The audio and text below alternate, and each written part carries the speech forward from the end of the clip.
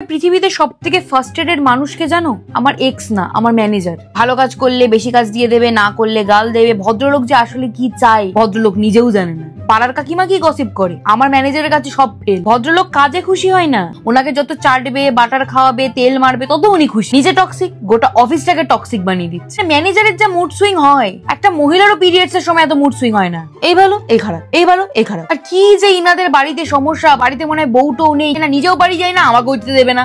দেবজানি এত ছুটি নিয়ে তুমি কি করবে? না, জীবনটা আপনি চার দেওয়ালের মধ্যে আবদ্ধ করে দিয়েছেন। আমি তো সারাটা জীবন অফিসে থাকতে পারবো না, আমার তো একটু ছুটি দরকার। আমার ফেসবুকে নেই, ইনস্টাগ্রামে নেই, কোথাও নেই। এদিকে কিন্তু স্যার সব জানি, আমি কোথায় যাচ্ছি, কার সাথে যাচ্ছি, কখন যাচ্ছি, সব জানি।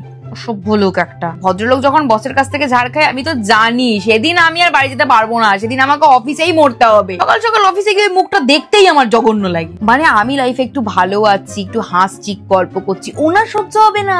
এসে দুটো ফাইল ছুঁড়ে চলে গেল। অফিস আসে না, কত সুন্দর কাটে দিনটা, তারপর আবার চলে আসে। দেখলেই না কাটা নিষ্পিস করে, মনে হচ্ছে দি মাথার উপর। সুনাম করলেও আমার মনে হয় যে এই বাস দেবে, এই বাস দেবে না। নিজে একটু কাজ শিখিয়ে দেবে না, আমাকে কারো কাছ থেকে শিখতে দেবে। এসে কেসে চলেগা রে রামু? আমার প্রাপ্য ছুটি কিন্তু আমাকে দেবে না, আমি কষ্ট করে জমিয়েছি কিন্তু আমাকে দেবে না। অদ্ভুত লোক রে ভাই। মাঝে মাঝে মনে হয় না রেজিগনেশন লেটারটা লিখে জলে গুলিয়ে ওকে খাইয়ে দিই। জ্ঞান দেওয়ার বেলা দিকে ঠিক আছে, টিম বলে কথা, একে অপরের কথা ভাবতে হবে, নিজে যেন আমাদের কথা ভেবে একদম উদ্ধার করে ফেল।